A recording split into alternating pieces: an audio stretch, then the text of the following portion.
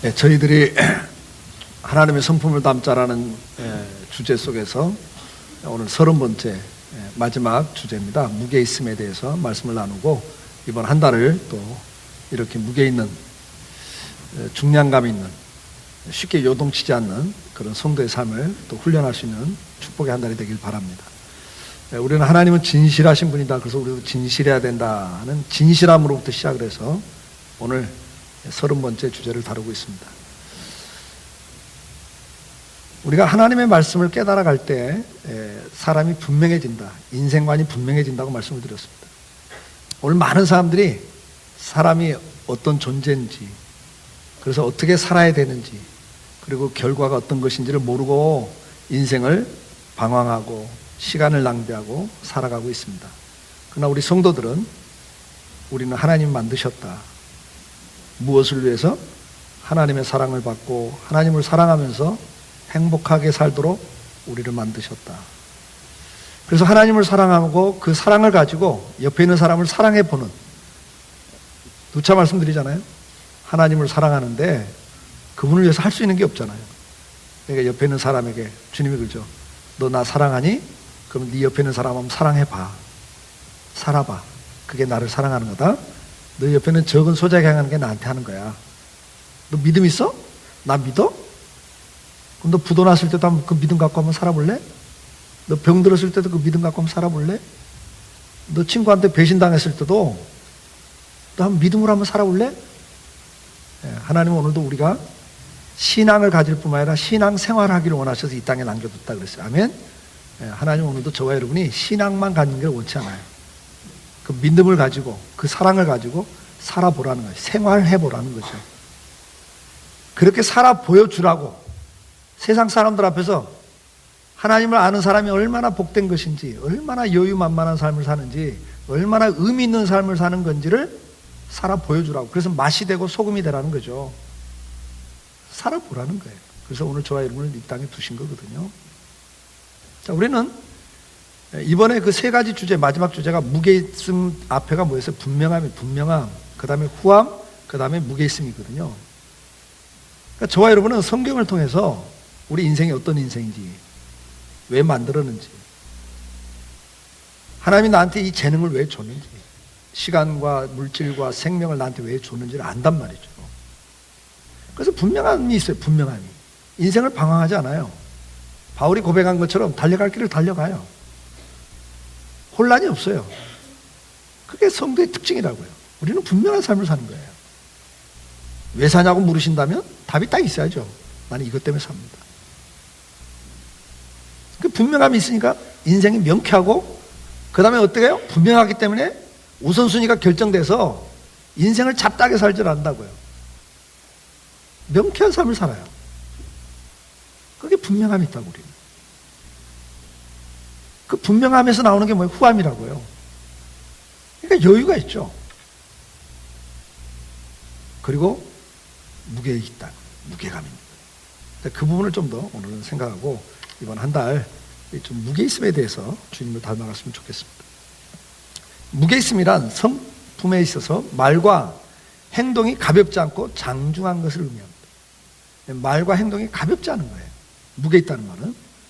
좀 묵직감이 있죠. 바위처럼 듬직감이 있는 거예요. 그래서 다른 말로 하면 요동치지 않아요. 인생이 막 그렇게 막 뒤집어지질 않아요. 요동치지 않아요. 그러면 이 진중함, 무게 있음에 있어서, 장중함에 있어서 대표적인 삶의 영역이 언어 생활이 있고, 태도, 행동이 있고, 생활이 있어요. 여러분, 말과 행동이 묶어져서 생활이 되거든요. 그러면 제일 먼저 무게 있음은 어디서부터 나타나냐? 말의 영역에서부터 무게 있음이 나타나는 거예요. 사람은 생각을 하고 살아요. 그리고 그 생각은 말로 표현이 돼요. 그리고 그 말한 대로 사람은 살아요. 행동이 나와요. 그러니까 여러분, 어떤 행동이 나올 때 그것은 단순한 게 아니에요. 여러분, 어떤 말을 하면 어떻게 그런 말을 해요? 그냥 홧김에 한 말이야. 홧김에 한 말 절대 안 해요. 언중유골이란 말이 있어요. 말속에 뼈가 있다고요. 홧김에 한 말이에요. 여러분, 술에 취해가지고 술 취한 김에 한 말 안 하고 그냥 취중에 한 말이야. 의미 없어. 맞아요? 틀려요? 틀려요. 평소에 생각한 것이 취하면 맨정신에는 절제가 되고 그 사람 앞에 감히 말 못하던 것도 막 내놓는다고. 그렇죠? 어떤 나는 술이 안 취해갖고 잘 모르겠습니다만 드라마 보니까 그러대. 막 술 취해갖고 자기 평소에 좋아하던 여자 이름 막 부인 앞에서 막 부르잖아요. 본색이 드러나는 거죠. 여러분, 말이라고 하는 것은 절대 그냥 하는 게 아니에요. 그게 평소에 자기 생각이 말로 나와요. 그리고 사람은 말한 대로 행동을 해요. 그 말은 굉장히 중요한 거예요. 그래서 우리가 이 진중함, 무게 있음은 어디서부터 표현되냐? 말의 언어 생활에서부터 표현이 됩니다. 오늘 에베소서 3장 16절부터 사실은 본문인데요. 16절에 보면 그의 영광의 풍성함을 따라 그의 성령으로 말미암아 너희 속사람을 능력으로 강건하게 하옵시며, 이 속사람이 능력으로 강건해진다, 이 성도의 특징이잖아요. 그걸로 끝나지 않죠. 17절에 믿음으로 말미암아 그리스도께서 너희 마음에 계시게 하옵시고, 믿음을 통해서 하나님이 내 안에 계셔. 그러니까 어떤 상황이 연출돼도 그것에 부안해동하지 않는다는 거죠. 믿음에 의해서 주님이 내 안에 계셔. 그리고 하나님의 사랑을 깨달아요. 하나님은 나를 버리지 않아. 세상의 부모는 극한 상황에서는 자식을 포기할 수 있지만 나 여호와는 너희를 버리지 않는다. 우린 그걸 사랑을 깨달아요. 알아요. 그 사랑 때문에 뿌리가 견고하게 내려가요. 터가 굳어져요. 그러니까 어떻게 돼요? 흔들리지 않단 말이에요. 어떤 상황에서도 흔들리지 않는, 이게 무게 있는 삶이에요. 그러니까 성도의 삶의 특징이 뭐죠? 주님의 은혜를 받고 그 은혜 속에 믿음이 커가고 그 믿음으로 말미암아 그리고 하나님의 사랑을 더 삶 속에서 깨달아가면서 하나님을 알아가는 그 지식으로 인해서 믿음이 더 견고해지고, 그래서 결국은 모든 언행 심사가 하나님 은혜 가운데 견고해진다는 거죠. 무게가 있어진다는 거죠. 자, 그러면 이 무게 있음은 어느 영역에서 나타나느냐? 첫째, 언어 생활에서 나타납니다. 하고 싶은 말이 있어도 상황과 여건, 시간과 장소, 그리고 대상과 목적을 분별하여 말합니다. 그런데 함부로 말하는 건 뭡니까? 하고 싶은 말을 생각나는 대로 시간과 장소를 가리지 않고 대상을 구분하지 않고 목적도 생각하지 않고 말하는 걸 함부로 말한다 그래요. 그것은 굉장히 가벼운 인생이에요. 그리고 그 결과를 상대편에게 피해를 주고 자기도 피해를 받아야 돼요. 신중하게 말하고 정확하게 말해야 되고, 그 정확하다는 것은 뭐냐? 시와 때를 구분할 줄 알아야 되고, 그 다음에 대상을 구분할 줄 알아야 되고, 말하는 목적이 분명해야 돼요. 근데 그냥 감정대로 상황 따라서 그냥 말을 해버린단 말이죠. 잠언 13장 2절 3절은 이렇게 기록합니다. 사람은 입의 열매로 인하여 복록을 누리거니와 마음이 괴사한 자는 강포를 당하느니라. 사람은 자기 입에 말의 결과로 복록을 누린대요. 그리고 그 말의 결과로 복을 누리는 것뿐만 아니라 강포도 당해요. 그 마음의 생각이 말로 나오거든요. 그 결과가 강포를 당한다. 그러면서 3절에 뭐라고 말해요? 입을 지키는 자는 자기 생명을 보존하나 입술을 크게 벌리는 자에게는 멸망이 없느니라. 잠언 18장에는 죽고 사는 것이 혀의 권세에 달렸다 그래요. 그러니까 사람은 말이죠, 그 말을 하는 것 때문에 관계가 다 형성되잖아요. 인간관계가 말로 다 형성이 되거든요. 여러분, 이 사화, 수많은 사화들이 말 한마디 때문에 그냥 사변이 일어나요. 사변이 일어나요. 말 한마디 때문에 전쟁이 터지고 분당이 지어지고 분노가 생기고 분열이 되고, 그래서 막 죽고 죽이고, 뭐 우리 역사를 보면 얼마나 그런 게 많아요, 여러분. 말 한마디 때문에. 근데 오늘날도 똑같다는 거죠. 그 말로 인해서 복록이 누려지기도 하고 강포를 당하기도 하고 죽기도 하고 살기도 한다 하는 거예요. 그래서 시편 39편 1절에 이렇게 말씀해요. 내가 말하기를 나의 행위를 조심하여 내 혀로 범죄하지 아니하리니. 여러분 여기 보세요. 나의 행위를 조심하여 그래요. 근데 나의 행위를 조심한다 그런데 뭘 한다고 그래요? 다른 이야기를 하지 않고 내 혀로 범죄하지 아니하리니 그래요. 내 행위를 조심하겠다는데 그 행위가 어떤 뭐 구타하지 않고 뭐 싸우지 않고가 아니라 내 행위를 조심하리니 그러면서 내가 행위를 조심해서 내 혀로 범죄하지 않겠다, 이렇게 말에 대해서 조심하겠다고 이야기를 해요. 야고보서 3장 2절은 뭐라고 말씀합니까? 우리가 다 실수가 많으나 만일 말에 실수가 없는 자라면 곧 온전한 사람이라 그래요. 그러니까 온전한 사람이 어떤 사람이냐? 머리가 좋은 사람, 실력 있는 사람, 능력 있는 사람, 그래서 성공한 사람, 부자, 이런 사람이 온전한 사람이 아니에요. 우리는 세상에서 성공하면 그 사람을 저 사람은 참 퍼펙트해, 온전한 사람이야, 그러죠? 근데 성경은 그렇게 말하잖아요. 온전한 사람이 누구냐? 말에 실수가 없는 사람이 온전한 사람이다. 오늘날 성공한 사람들 많아요. 그러나 그들 말 때문에 나라가 망할 때도 있고, 정치인들 때문에, 경제인들 때문에 경제가 휘청거리기도 하고. 말에 실수가 없는 사람이 온전하다. 그러니까 이게 기준이 말로 지금 말씀을 하고 있어요. 우리는 말을 쉽게 생각하죠. 뭐 말인데 농담도 못하냐? 홧김에 무슨 말을 못해? 근데 성경은 그렇게 말하지 않아요. 그게 너의 평소의 생각이다, 그렇게 이야기해요. 잠언 2장 11절에 이렇게 말합니다. 근신이 너를 지키며, 그래요. 이 근신이란 말이 뭐냐면 신중하다, 분별력 있다는 단어거든요. 그 신중함이, 분별력 있음이 너를 지킨다 그래요. 신중하지 않으면, 가볍게 움직이다 보면 망하는 일들, 실패하는 일들, 자기 망하고 자기 실패하는 건 좋은데 남까지 망하게 하고 남까지 아프게 하는 일들이 너무 많거든요. 잠언 13장 3절은 이렇게 말해요. 입을 지키는 자는 그 생명을 보존하나 입술을 크게 벌리는 자에게는 멸망이 온다. 잠언 12장 18절은 이렇게 말해요. 칼로 찌른 같이 함부로 말하는 자가 있거니와. 그래요. 여러분, 함부로 말하는 건 칼로 찌른 것과 같다는 이야기죠. 칼로 찌른 건 사람 죽이는 거예요. 여러분, 정말 함부로 말하는 것 때문에 남의 명예가 다 실추돼 버리잖아요. 남의 명예를 다 죽여놔요. 남의 자존심 다 죽여놔요. 여러분, 말 한마디 때문에 어떤 가정이 깨져요. 그 말 한마디, 사실도 아닌 소문 때문에 회사가 부도가 나요. 자금줄이 막히고. 그렇다더라, 카더라 그러죠. 카더라, 찌라지. 너무 무책임한 말들이 많아요. 남을 죽이는데 그걸 쉽게 생각하죠.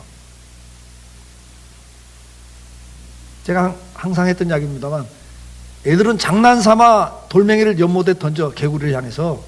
그죠? 애들은 장난이에요, 개구리한테 돌 던지는 거. 근데 개구리 입장에서 맞으면 죽냐 사냐 문제, 생사 문제라고요. 우리가 말을 너무 그렇게 쉽게 해버려요. 남 죽이는 걸 모르고 말이죠. 그러나 지혜로운 혀는 양약과 같다 그랬어요. 여러분 지금 어떤 말하고 사십니까? 좀 무게가 있으셔야 돼요. 지혜로운 자는 양약, 좋은 약과 같다고 그랬어요. 어떤 사람은 말하면 분쟁이 생겨요. 상처를 줘요. 눈물을 흘리게 만들어요. 근데 어떤 사람 말은 그 분쟁이 있던 곳에 화평을 줘요. 화목하게. 어떤 사람 말 한마디로 사람을 좌절시키고 절망시켜요. 자살하게까지 만들어버리잖아요. 근데 어떤 사람은 말 한마디로 죽으려고 하던 사람을 살려내요. 절망 속에 있는 사람을 새 힘을 얻게 한단 말이에요. 여러분은 어떤 말을 하고 사세요? 오늘 주님께서 우리에게 말씀해요. 성도는 말도 가볍게 하면 안 된다. 생각하고 말하라는 거죠. 그래서 전도서 5장 2절은 이렇게 말해요. 너는 하나님 앞에서 함부로 입을 열지 말며 급한 마음으로 말을 내지 말라. 하나님이 다 하늘에서 보고 있다. 그런즉 마땅히 말을 적게 해라. 그렇게 말씀합니다. 말을 함부로 하지 마시라는 거예요. 급하게 말하지 마세요. 저도 이렇게 살아보니까 그래요. 몇 달 지나서 후회하는 말들이 너무 많아요. 아유, 그때 그렇게밖에 표현을 못했나. 그때 그렇게밖에 내가 태도를 못 취했나. 부끄러울 때가 참 많고요. 후회할 때가 참 많아요. 지금도. 이 나이 돼서도 그래요. 함부로 말하고 급하게 말하시지 말라고 성경은 권면하고 있습니다. 말을 적게 하래요. 다 잘난 것 같아도 잘난 게 아니에요. 여러분만 알고 있는 게 아니라 다 알고 있어요. 알고 있으면서도 말하지 않고 기도하고 있고 애쓰고 있다고요. 아시겠어요? 그렇게 사시는 게 하나님의 백성의 특징이에요. 잠언 15장 28절 이렇게 말씀해요. 의인의 마음은 대답할 말을 깊이 생각하여도 악인의 입은 악을 쏟느니라 그래요. 의인이 성도거든요. 성도는 대답할 때 깊이 생각하고 말한다는 거예요. 근데 악인은 어떻게 해요? 그냥 쏟아내요. 이게 상대를 어떻게 하는 말인지, 이게 지금 시와 때가 맞는 말인지, 대상이 맞는 대상인지 구분 없이 말을 해요. 한 번은 오래된 이야기입니다만 인천노에 이제 여름 성경학교 교사 강습회 하잖아요. 그때 이제 그 신학 교수님이 오셔서 그 주제 강의를 이제 하셨어요. 근데 내가 이제 그때 참석을 해서 들으면서 마음속에 이런 생각이 들어요. 아유, 저 교수님 실수하신다. 저 말은 지금 교사들을 대상으로 할 말이 아닌데, 저거 신학교에서 신학생들한테 하던 말을 여기 와서 왜 하나? 저건 목사들을 놓고 할 말이지. 뭐 한국교회가 어떻고 목사들이 어떻고, 그 이야기는 신학생들한테 할 이야기예요. 너희는 앞으로 이런 목사 되지 마라, 이런 목사 되라. 신학 교수님이 신학교에서 할 말이에요. 대상이 신학생이어야 돼요. 근데 교사 강습에서 교사들한테 그 말하는 것은 지금 뭐예요? 때와 장소와 대상을 모르고 하는 말이죠. 틀린 말이야. 다 맞는 말이에요. 근데도 그 말을 듣는 교사들이 어때요? 요 신앙이 성숙한 사람은 가려듣지만 그렇지 못한 교사는 목사가 그래? 목사 그러면 은혜를 못 받아요. 그 다음에 자기 교회 가서 은혜를 못 받잖아요. 그걸 생각을 못 해요. 전후 사정을 생각하지 않고 배려하지 않고 말을 쉽게 하면 결국은 그것이 아무리 맞는 말이라도 은혜가 안 되잖아요. 에베소 4장 29절에 뭐라고 해요? 너희는 선한 말을 하여 듣는 자들에게 은혜를 끼치게 하라 그래요. 듣는 사람이 은혜가 되는 말을 해야 된다는 거죠. 내가 걱정을 했죠. 저 교수님처럼은 안 되는데. 그러고 보니까 한 2년인가 있다가 신학교에서도 잘리더라고요. 그러니까 벌써 이게 사리 분별을 못하면요, 그 자리에서도 오래 못 가는 거예요. 벌써 실수를 자꾸 하니까. 나중에 보니까 이제 막 총장까지 막 비판을 하고 끌려면 잘리더라고요. 그래서 자기가 총장에서 잘하면 돼. 그러니까 이렇게 구분을 못하면요, 결국은 인생에 복이 없잖아요. 그래서 잠언 17장 27절 이렇게 말씀해요.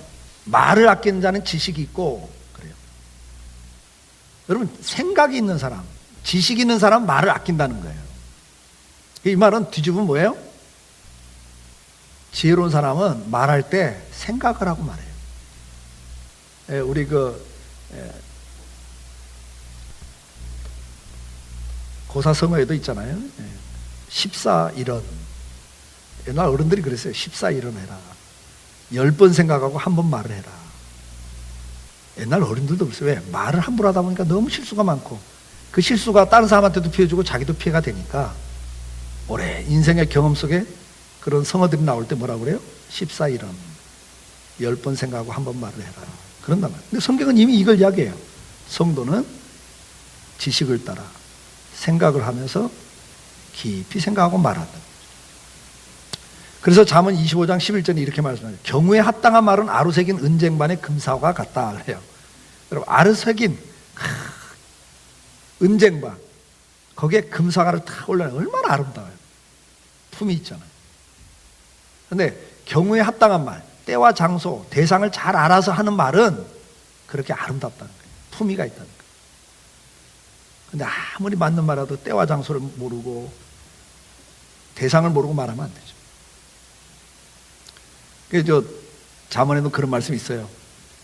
이웃을 축복한다고 새벽에 가서 막 큰 소리로 축복하는 것은 저주하는 거다 그랬어요. 맞죠? 아니, 이웃을 축복해 준다고 새벽에 그 사람 지금 막 피곤해 곤히 잠자고 있는데 막 가서 막 큰 소리로 김집사 복 받아라 그러고 깨우면 어떻게 해요?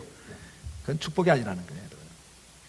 그러니까 아무리 좋은 말이라도 때와 장소를 가려야 돼요. 경우에 합당한 말을 하셔야 돼요. 그게가 무게 있는 인생이에요. 하나님, 오늘 우리가 그렇게 훈련하기를 원해요. 이번 한 달 동안 우리 언어 생활에 있어서도 좀 더 무게 있는 삶을 살 수 있기를 축복합니다.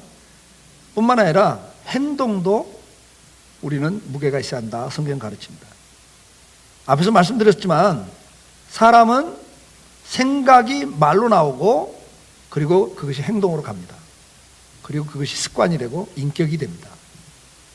그래서 말은 생각 속에 나와요. 생각이 말을 만들고 말이 행동을 만들어요. 사람은 자기가 말한 대로 살아요. 그리고 그것이 그 사람의 인격이 되고 삶이 돼요. 그러니까 행동은 굉장히 중요한 거죠. 에레미야 4장 18절에 보니까 사람은 그 마음에 품은 것으로 결국은 행동으로 나타난다고 이야기를 해요. 네 길과 내 행위가 이 일들을 부르게 하였나니 이는 네가 악함이라 그래요. 네 속에 악이 있기 때문에 결국은 그런 길을 걷고 그런 행위를 하다가 결국은 이 고통, 고난, 하나님의 심판을 자초했다 그 말이죠. 저는 요즘 그런 이야기 합니다. 대부분은 현재의 삶은 내가 지금까지 살아온 삶의 결과다 그 말이에요. 누가 뭐라 그래도 부정할 수 없어요. 내가 지금까지 살아온 삶의 결과가 오늘 현재 나예요. 그걸 어떻게 부정하시겠어요? 성경은 그걸 이야기하고 있어요. 에레미야 17장 10절에도 나 여호와는 심장을 살피며 폐부를 시험하고 각각 그의 행위와 그의 행실대로 보응하나니 그래요. 하나님은 우리 속까지 다 살피신다는 거예요. 그리고 그걸 보응하신대요. 여러분 그 생각 속에서 말과 행동이 나와요.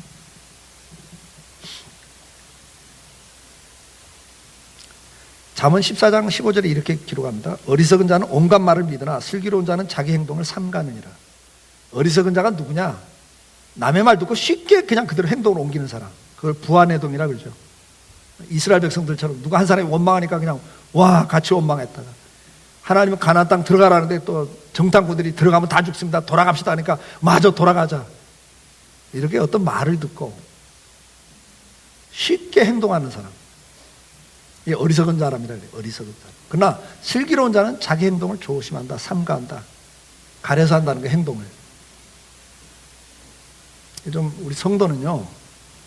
생활을 이렇게 하셔야 돼요. 행동을 이렇게 하셔야 돼요. 부안해동 하시면 안 돼요. 누가 뭐라고 한다 카더라 그러고 그냥 그 말에 뒤집어지면 안 된다.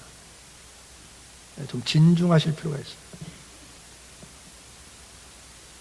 잠언 13장 16절은 무릇 슬기로운 자는 지식으로 행하거니와 뭐예요? 생각을 하고 행한다는 거죠. 그러나 미련한 자는 그냥 그대로 나타낸다. 그대로 산다는 거예요. 미련한 대로 행동을 한다는 거죠. 슬기로운 자는 지식을 생각을 하고 행동을 옮겨요. 그러면 그 지식이 뭐냐 이거죠. 뭘 생각하냐 이거죠. 성도가 말을 할 때나 행동을 할 때 항상 생각을 하고 하는데 그 생각이 뭐냐. 시편 77편 12절 또 주의 모든 일들을 묵상하며 주의 행사를 낮은 소리로 되뇌입니다. 되새김하겠다는 뭐죠? 하나님이 어떻게 해오셨는가. 성경에 믿음의 사람들이 어떻게 살았는가, 그리고 그 사람들의 삶에 대해서 하나님은 어떻게 반응하셨는가, 이걸 생각한다는 거예요. 이걸 생각해 본다는 거죠. 이걸 말씀을 묵상한다 그러죠. 해 아래 새 것이 없거든요. 오늘 나만 특별한 인생을 사는 게 아니에요. 이미 내가 지금 경험하는 거 누군가는 경험했어요.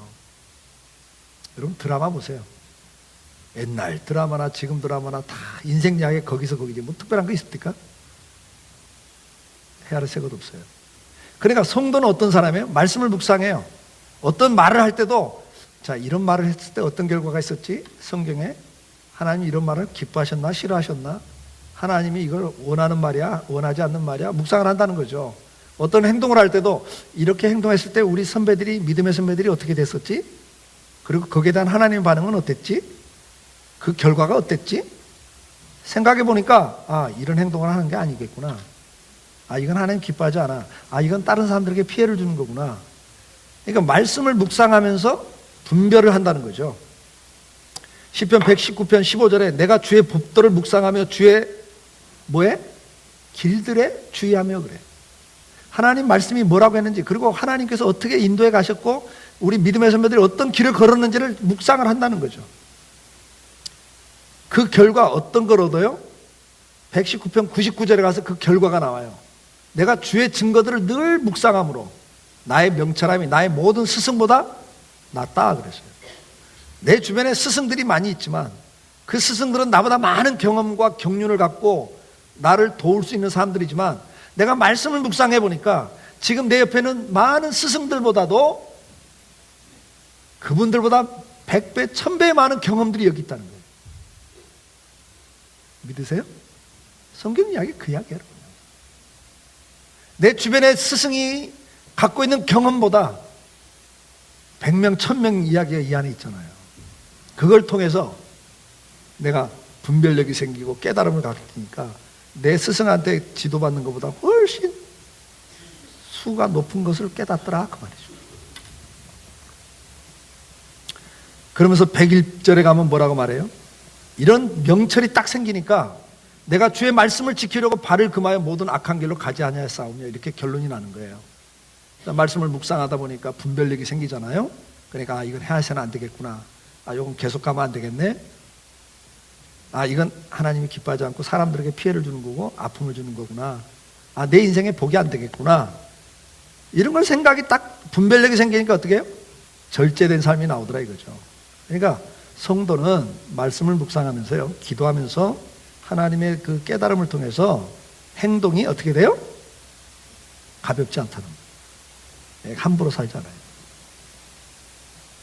이번 한 달 이것도 한번 훈련해 봅시다. 언어의 영역, 그 다음에 어떤 영역? 어떤 일을 결정할 때, 행동을 할 때마다 우리가 한번 이 훈련을 하시면 참 좋겠어요.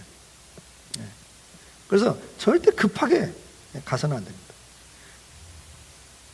고린도전서 15장 58절에 이렇게 말씀합니다. 그러므로 내 사랑하는 형제들아 경고하며 흔들리지 말며 항상 주의 일에 더욱 힘쓰는 자들이더라. 이는 너희 수고가 주 안에서 헛되지 않은 줄을 압니다. 이건 고린도전서 15장은 부활을 이야기하면서 하는 말씀이잖아요. 부활.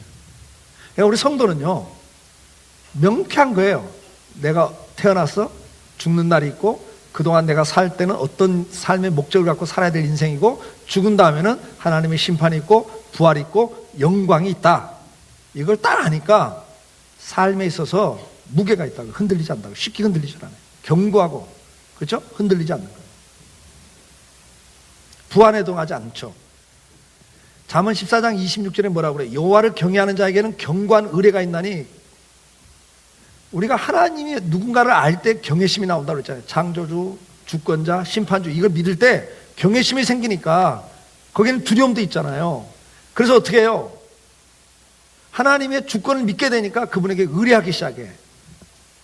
그 삶의 결과가 어떻게 나타나요? 시편 16장 8절에 내가 여호와를 항상 내 앞에 모시며 그가 내 우편에 계심으로 내가 요동치 아니하리로다. 오늘 에베소 3장에서 뭐라고 그랬어요? 17절에 믿음 안에 우리가 주님을 내 안에 모시고 사니까, 시편 기자는 뭐라고 그래요? 내 앞에 주님을 모시고 있다. 하나님을 모시고 있다. 그러니까 어떤 상황과 사건이 와도 내가 흔들리지 않는다. 이렇게 고백을 합니다. 이게 무게가 있는 인생을 살기 시작하죠. 시편 46편 3절은 이렇게 고백해요. 바닷물이 솟아나고 뛰놀든지 그것이 넘침으로 산이 흔들지라도 쓰나미가 몰려와도 난 두려워하지 않습니다. 왜? 생사복이 하나님 손에 있지 내게 있지 않다는 걸 알아요. 알거든. 이 믿음을 갖는, 말씀을 묵상하고 기도하면서 하나님 뜻을 따라 순종하다 보니까 체험을 해요. 오늘도 하나님 살아계시네? 오늘도 하나님이 도우시네? 체험을 하죠. 믿음이 성장하죠.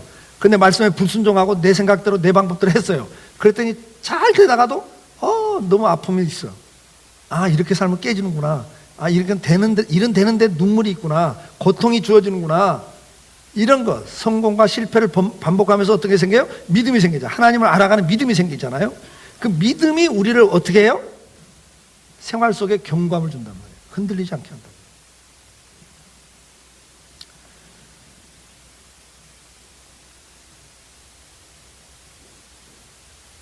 제가 예배당을 건축할 때 겪었던 이야기를 했잖아요.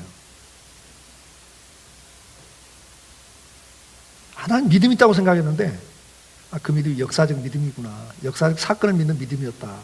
홍해바다 갈라진 거 믿었고 여리고 무너진 거 믿었고 죽은 나사로 3일 만에 살아난 거 믿었는데 예배당을 건축하다 보니까 결제를 못 해주면 목수가 톱 들고 쫓아와서 막 가만 안 놔둔다고 막 그 소리 들으니까 밤에 잠이 안 오더라니까. 믿음 있게 뭐가 있어요. 그냥 오늘 살아계신 하나님 못 믿고 있더라고. 근데 그 고비 하나하나가 넘어가는데 기가 막히게 넘어가더라고요. 그러면 내가 체험을 하는 거야. 아, 오늘 하나님이 역사하시는구나. 오, 하나님이 함께하고 계시네. 그 믿음이 생기니까 이 예배당을 질 때, 처음 예배당을 질 때가 그때 교인 70명일 때 진 거거든요.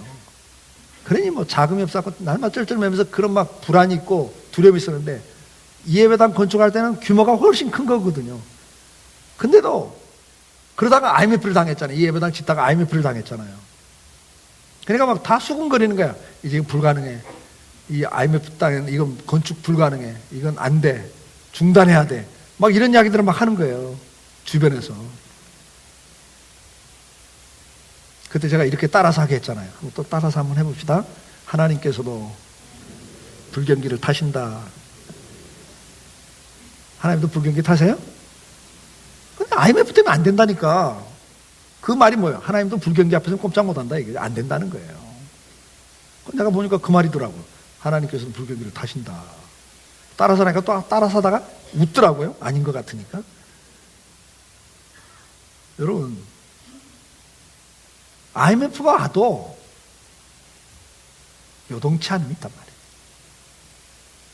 된다 이거는. 왜? 하나님이 허락한 거니까 하나님이 하신다. 믿습니까?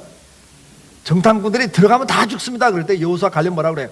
그게 다 맞는 말이지만 하나님이 들어가라고 했으니까 순종만 하고 들어가면 저 사람들 우리 밥입니다.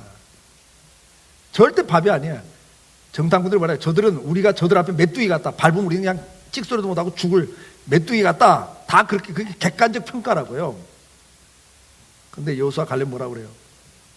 그건 사람들이 보는 관점이고 하나님이 들어갈 수 있으니까 우리가 순종만 하면 하나님이 책임을 지는데 하나님이 책임지면 저 가난한 족속들 우리 밥이다 그러잖아요. 여러분들 오늘도 이 믿음 안에서 여러분 인생에 요동이 없기를 바랍니다. 전쟁이 터지면요 인생이 요동 칠 수밖에 없습니다. 전쟁 터져보세요 여러분. 총알이 확 날라오는데 박사면 총알이 튕겨나가. 총알이 확 날라오는데 부자면 오우 피해야 되겠냐고 총알이 피해가요? 전쟁은요 그게 아무 상관없어요. 그러니까 전쟁은요 모든 걸 뒤집어 놔버려요. 모든 생활의 근거를 다 뒤집어 놔요. 요동칠 수밖에 없잖아요. 자연재해가 와도 다 뒤집어지는 거예요. 인생을 정말 책임질 수 없는 의학이 책임질 수 없는 어떤 질병이 와도 인생은 뒤집어지잖아요. 사랑하는 자녀나 부모가 사랑하는 아내가 갑자기 죽어보세요. 인생이 완전히 요동을 치죠. 우리는 내 힘으로는 어쩔 수 없는 인생의 요동들이 있다고요. 근데 믿음의 선배들은 뭐라고 그래요? 그런 어떤 천재지변이라고 전쟁이 터져도 내가 주님을 모시고 있기 때문에 나는 요동치 아니하리로다 이래버리잖아요. 우리는 두려워하지 아니하리로다 이래버리잖아요. 이게 무게 있는 성도의 모습입니다. 이렇게 갈 수 있기를 축복해요. 한번 연습해 보자고요. 이번 한 달 우리가 훈련이니까 연습을 해 보자고요. 이제 우리가 그런 삶을 살기 위해서는 어떻게 한다고 그랬어요? 여러분 날마다 말씀을 묵상하셔야 됩니다. 기도 생활을 하셔야 됩니다. 그리고 더 중요한 것은 뭐냐? 믿음을 가지고 하나님을 신뢰하셔야 됩니다. 시편 9장 10절에는 뭐라고 말합니까? 여호와여 주의 이름을 아는 자는 주를 의지하오리니 이는 주를 찾는 자들을 버리지 아니하심이니이다 이런다. 이걸 믿으세요? 하나님을 아는 자는 하나님이 어떤 분인을 알기 때문에 그분을 신뢰한다. 그리고 그분을 어떻게 한다고요? 하나님을 의뢰하는 자를 버리지 않는다. 시편 73편 25절에 뭐라고 그래? 하늘에서는 주의 누가 내게 있으리요 땅에서는 주밖에 내가 사모할 리가 없나이다. 이 말이 뭐예요 여러분? 이건 인생 경험을 한 성도의 고백이잖아요. 이 세상에 뭘 내가 의지하겠냐 그 말이에요. 권력 의지해 봤어요? 그 권력은 몇 년 간다고 그래요? 건물 10년이라 그러잖아요. 10년 정도 지나면 권력은 무너져요. 그러고 나면 그 권력의 중심에 있던 사람들 막 어깨 힘들어갖고 막 살았는데 그 권력 무너지니까 교도소 가고 막 난리가 나잖아요. 의지할 게 안 된다는 거죠. 뭐 건강을 의지해야 해요? 건강? 뭐 교통사고 꽉 나버리니까 아무리 건강해도 깨지잖아요, 인생이. 돈 있으면 막 다 될 것 같잖아요. 근데 자식 문제는 돈 갖고도 해결이 안 되잖아요. 현대의학이 해결할 수 없는 병이 걸리니까 돈 갖고도 해결이 안 되잖아요. 지금 우리 삼성그룹의 이근 회장, 그분이나 그 측근들이 얼마나 안타깝겠어요. 우리나라 최고 부자인데도 그 생명을 마음대로 안 되잖아요.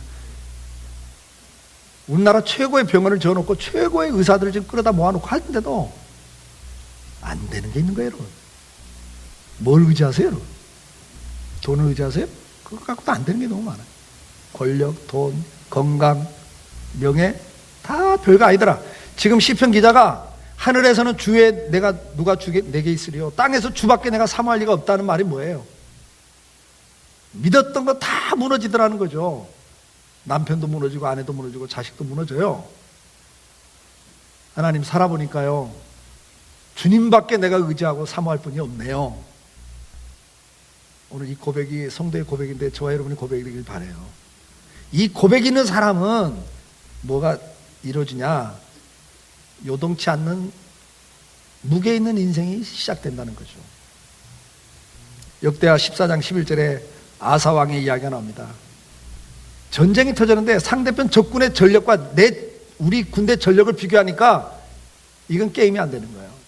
그래서 강한 자, 약한 자 이렇게 표현해요. 저쪽 적군은 강한 자, 나는 약한 자입니다. 그러나 이 사이에서 나를 도울 수 있는 것은 주님밖에 없습니다. 전쟁 앞에서도 이야기를 하는 겁니다. 역대상 29장 11절에도 여호와의 광대하심과 위대하심과 권능과 영광과 승리와 위엄이 다 주께 속하였습니다. 천지에 있는 것이 다 주님의 것입니다. 주인님이 주인이십니다. 주권도, 사람의 죽고 사는 권세, 생사복도 하나님 손에 있습니다. 오늘 이 고백을 저와 여러분이 할 수 있기를 축복합니다. 이 축복 있는, 이 고백 있는 사람들은 어떻게 합니까? 골로새서 1장 13절에 그가 우리를 흑암의 권세에서 건져내사 그의 사랑의 아들로 나라로 옮기셨으니, 이걸 믿는 거예요. 하나님 나를 택하셨고 나를 부르셨고, 누가 뭐라도 내가 죽는 날까지 하나님 나를 인도하고 계시고 궁극적으로 나를 하나님의 천국으로 영광의 나라로 인도해 가신다. 아멘입니까? 이걸 믿는 믿음 있는 사람들은 생활에서 요동이 없다는 거예요. 무게가 생긴다는 거죠. 결론입니다. 무게 있으면 내면의 무게가 니다 내면의 무게가 니다 많은 신앙생활의 삶을 통해서 묵상, 말씀 묵상과 기도 생활, 그리고 그걸 통해서 깨달은 대로 순종할 때와 불순종할 때 그 삶의 결과들을 통해서 믿음이 생기고 하나님을 더 깊이 알아가고 그 믿음에 의해서 우리는 무게감이 생긴다. 그렇게 생각하시면 되겠습니다. 그래서 이번 한 달 동안 이건 많은 훈련과 연습을 통해서 되는 거니까 이번 한 달 동안 우리 언어 생활에 있어서도 좀 가볍지 않고 진중하게 말할 수 있는, 함부로 말하지 않는, 정말 십사일은 할 수 있는 그런 훈련을 한번 해봤으면 참 좋겠습니다. 그리고 우리 행동에 있어서도 정말 신뢰감을 줄 수 있는 사람이 됐으면 좋겠어요. 성도는 그냥 쉽게 부안해동하고 그냥 옆에 사람이 볼 때, 가족들이 볼 때 아유 그냥 불안해. 언제 또 갑자기 그냥 확 바뀌어가지고 막 좋다가도 금방 화를 내고 막 뒤집어지고, 그러면 그 가족들이 얼마나 불안하겠어요. 우리 남편들. 그렇죠? 좀 무게 있는 아버지, 남편이 됐으면 참 좋겠어요. 아내들도 마찬가지죠. 조금만 하면 그냥 울고 그냥 성질내고 막 그러면서 그냥 사니 못 사니 뒤집어 놓으면 그 남편, 그 자식들이 어떻게 불안해서 살겠어요? 안정이 안 되니까 바깥으로 돌지. 그러면 또 왜 안 들어오냐고 또 난리. 그러면 되겠냐고요, 여러분. 우리 좀 무게 있게 좀 살아봅시다. 훈련을 하셔야 돼, 훈련해야 돼. 막 성질 날 때도 그래, 조금 무게 있게 한번 해보자. 진중하자. 함부로 말하고 행동하지 말자. 막 화가 나서 말하고 싶다가도 어떡하자? 그래, 하룻밤 자고 내일 이야기 해보자. 그 다음날은요, 하루 더 기다려보자. 이렇게 가다 보면 잊어버려요. 건망증도 심하니까. 그러면 돼요. 그렇게 한번 해보자. 이거 우리가 말씀에 순종해서 삶에서 적용을 해보셔야 돼요. 아시겠죠? 그래서 언어 생활이나 행동에서 좀 무게감 있게, 좀 신뢰가 줄 수 있는 그런 성도가 되고, 우리 생활에 있어서도 여러분 지금 어떤 상황에 있든지 간에 요동치지 마시고 좀 하나님을 신뢰함으로 여러분 좀 든든하게, 좀 초연하게 좀 이렇게 걸어가는 그런 모습을 좀 보여줄 수 있길 바라요. 옆에서 보는 사람들이, 가족들부터 마음이 든든해지고, 뭐 사장님이 좀 그래야 직원들도 불안하지 않고, 막 사장이 야 부도날 것 같아, 부도날 것 같아, 니들 정신 차리고 똑바로 안 해, 이 상황인데 막 이러면요 여러 사람 불안하잖아. 그럼 그 가족들까지 가서 또 야 회사 부도날 것 같아, 뭐 그 처자식까지 다 불안하잖아. 예수 믿는 사람 좀 안 그랬으면 좋겠어요. 아시겠어요? 우리 생활에 직접적으로 적용할 게 뭔가를 잘 생각해 보셔서 말과 행동, 생활이 무게감 있게, 진중하게 좀 요동치지 않고 갈 수 있기를 주의 이름으로 축복합니다.